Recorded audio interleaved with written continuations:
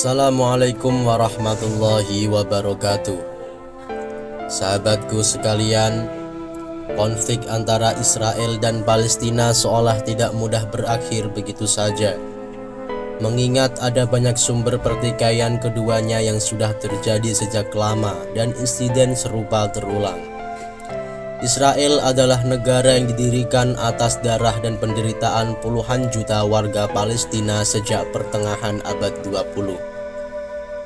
Dengan dukungan dan lobi dari orang-orang Yahudi yang kaya dan berpengaruh, serta doktrin Zionis, sekelompok ekstremis Yahudi yang mendirikan Israel dan berperang melawan orang-orang Palestina yang berbeda agama dan tinggal di sana dengan damai.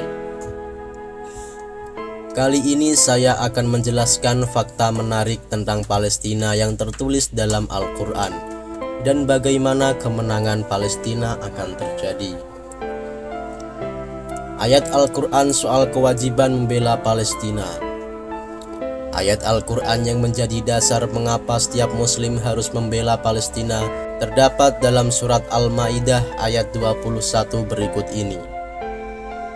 Artinya, hai kaumku, masuklah ke tanah suci yang telah ditentukan Allah bagimu, dan janganlah kamu lari ke belakang karena takut kepada musuh, maka kamu menjadi orang-orang yang merugi.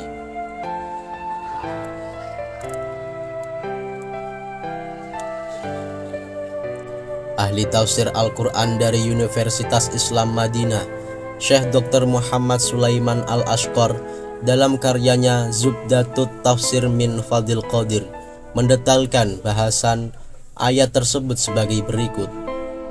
Pada lafaz Al-Ardul Muqaddasah, tanah suci, yakni tanah Palestina, dan makna Al-Muqaddasah yakni disucikan atau diberkahi.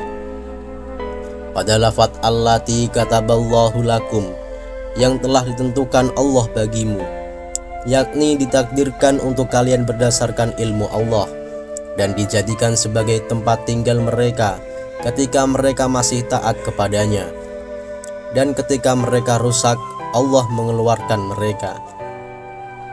Wala tartaddu ala adbarikum, dan janganlah kamu lari ke belakang, yakni janganlah kalian meninggalkan perintahku dan ketaatan kepadaku serta apa yang aku wajibkan atas kalian berupa peperangan melawan orang-orang yang perkasa karena takut dan lemah, yakni rugi atas kebaikan dunia dan akhirat.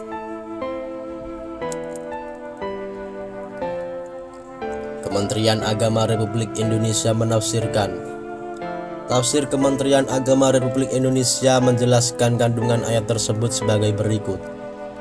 Nabi Musa selanjutnya berkata kepada kaumnya, wahai kaumku, masuklah ke tanah suci, yaitu tanah Palestina yang disucikan dari kemusyrikan karena banyaknya nabi-nabi yang diutus di tanah itu. Itulah tanah yang telah dijanjikan Allah bagimu dalam ilmunya yang azali untuk memasukinya dan merasakan kedamaian di dalamnya apabila engkau beriman dan taat kepada perintahnya. Dan janganlah kamu berbalik ke belakang karena takut kepada musuh. Nanti kamu menjadi orang yang rugi di dunia dan akhirat, karena kamu tidak mempercayai jaminan Allah bahwa tanah itu ditetapkan Allah bagimu untuk memasukinya. Mereka tidak serta-merta menuruti perintah Nabi Musa yang menyuruh agar mereka memasuki tanah Palestina. Sebaliknya, mereka bahkan menyatakan keengganan untuk memasukinya karena takut kepada para penjahat perkasa yang tengah menduduki tanah itu. Mereka kaum Bani Israel itu berkata, wahai Musa, sesungguhnya di dalam negeri itu yang kami diperintahkan untuk memasukinya ada orang-orang yang sangat kuat dan kejam, yakni orang-orang Kanaan, yang akan menindas dan berbuat jahat kepada kami.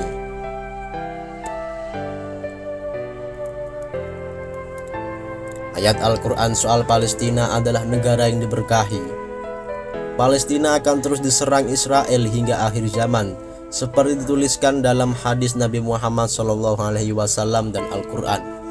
Meski begitu, Allah Subhanahu wa Ta'ala telah menetapkan keberkahannya dan atas Palestina.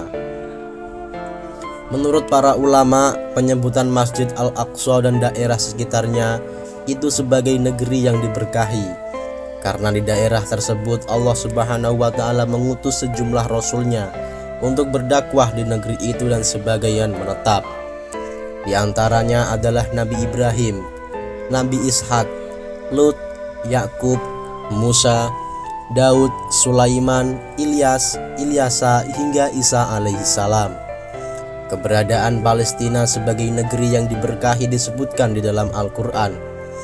Allah Subhanahu wa Ta'ala telah menyebutkan berkali-kali akan kemuliaan tanah Palestina. Surat Al-A'raf ayat 137.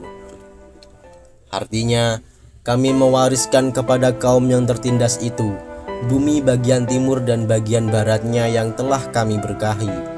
Dengan demikian telah sempurnalah firman Tuhanmu yang baik itu sebagai janji untuk Bani Israel. Disebabkan kesabaran mereka, kami hancurkan apapun yang telah dibuat Fir'aun dan kaumnya dan apapun yang telah mereka bangun.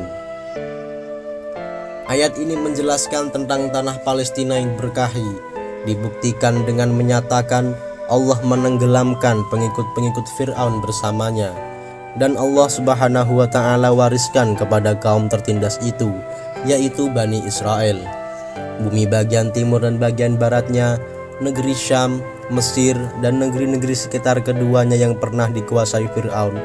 Tanah itu Allah berkahi dengan berbagai nikmat yang berupa tanaman, buah-buahan, dan sungai-sungai serta aneka nikmat lainnya.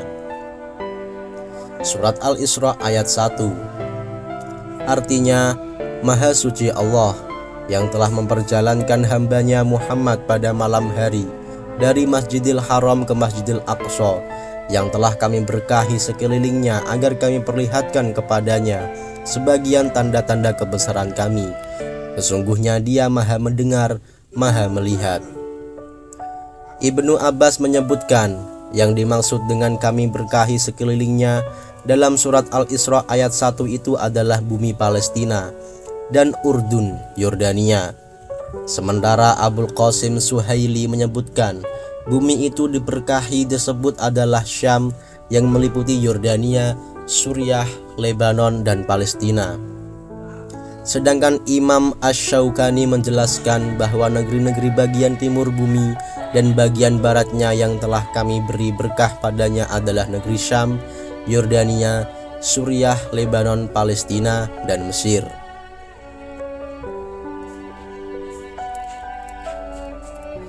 Janji Allah untuk Palestina dalam Al-Quran. Mengenai permasalahan yang kini berada di bumi Palestina merupakan suatu perkara yang telah ada di dalam kitab suci Al-Quran. Allah telah mengatur sedemikian rupa bahwa turunan dari Bani Israel akan melakukan kerusakan untuk kedua kalinya di bumi tersebut.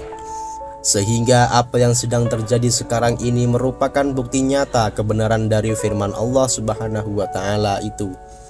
Allah Subhanahu wa Ta'ala berfirman, "Dan telah kami tetapkan terhadap Bani Israel dalam kitab itu, sesungguhnya kamu akan membuat kerusakan di muka bumi ini 2 kali dan pasti kamu akan menyombongkan diri dengan kesombongan yang besar." Quran Surat Al-Isra ayat 4. Sungguh hal tersebut telah terjadi. Israel yang merupakan keturunan dari Bani Israel telah berada pada tingkat kesombongan yang besar. Mereka bangga dengan apa yang mereka lakukan, ditambah lagi dengan dukungan dari negara-negara besar seperti Amerika dan Inggris yang terus membuat mereka merasa di atas. Namun Allah telah menjanjikan kepada mereka bahwa akan adanya hamba-hamba Allah yang perkasa yang dapat mengalahkan mereka. Sementara itu Al-Quran memberikan janji kemenangan dan eksistensi kepemimpinan Islam kepada umat Islam dimanapun berada.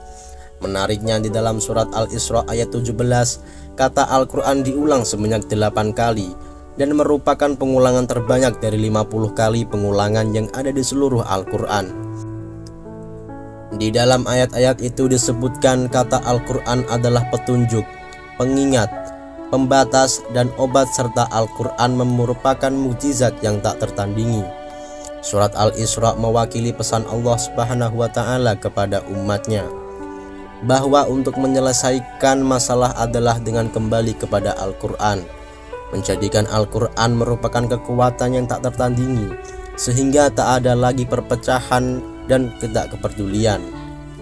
Mereka ketika umat Islam menjadikan Al-Quran sebagai solusi untuk mengakhiri berbagai kezaliman yang terjadi di Baitul Maqdis, itu merupakan pendekatan yang amat dahsyat.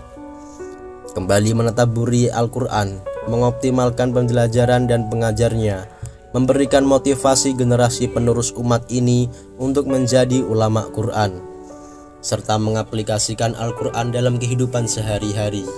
Niscaya kemenangan umat Islam bukan lagi angan-angan yang ada dalam impian. Sahabatku sekalian, itulah pembahasan yang bisa saya sampaikan. Semua kebenaran hanya Allah yang tahu. Apabila ada kesalahan di dalam video dari apa yang saya sampaikan, saya mohon maaf sebesar-besarnya.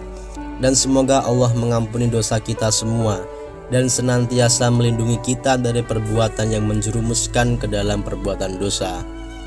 Akhirul kalam, wassalamualaikum warahmatullahi wabarakatuh.